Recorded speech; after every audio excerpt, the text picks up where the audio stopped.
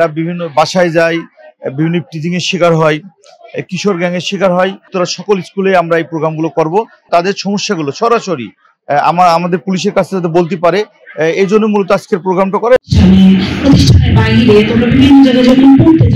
বিশেষ করে এই প্রোগ্রামগুলো বিশেষ করে শিক্ষার্থীদের জন্য, যারা স্কুলে আসা যাওয়া করে, কলেজে আসা যাওয়া করে, এদের উদ্দেশ্যে এই প্রোগ্রামগুলো।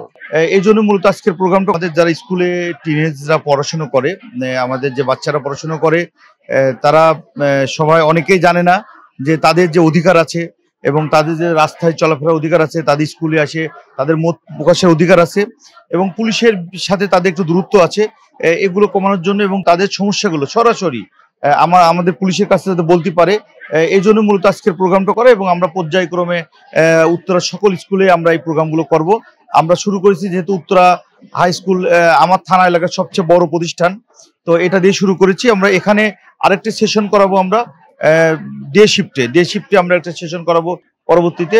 এবং এটার উদ্দেশ্য মূলত যেটা বললাম যে এরা অনেক সময় কোচিং এ যায়, এরা বিভিন্ন বাসায় যায়, বিভিন্ন টিচিং এর শিকার হয়, কিশোর গ্যাংয়ের শিকার হয়, এগুলো থেকে যাতে তারা সাহসী মনোভাব নিয়ে চলতে পারে এবং আমাদের সাথে সার্বক্ষণিক যোগাযোগ রাখতে পারে, এই জন্যই মূলত এই প্রোগ্রাম, এই উদ্দেশ্যে। আমরা এখান থেকে যাওয়ার সময় আপনাদের অভিভাবকের সঙ্গে যান, অনেকে একা একা যান।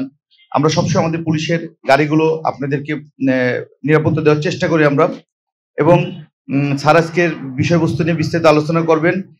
পরবর্তীতে আমাদের যে থানার নাম্বার আছে, আপনাদের সবার কাছে নাম্বারটা রাখবেন। যে কোনো সমস্যা হলে আপনি আমার মোবাইল নম্বরে অথবা আমি একটা নাম্বার দিয়ে দিই, যদি নোট করার সুযোগ থাকে নোট করবেন। সেটা হলো এই নাম্বারে সবাই যোগাযোগ করবেন এবং যে কোনো সমস্যা হলে তাৎক্ষণিক যোগাযোগ করলে আমরা আপনাদের পুলিশ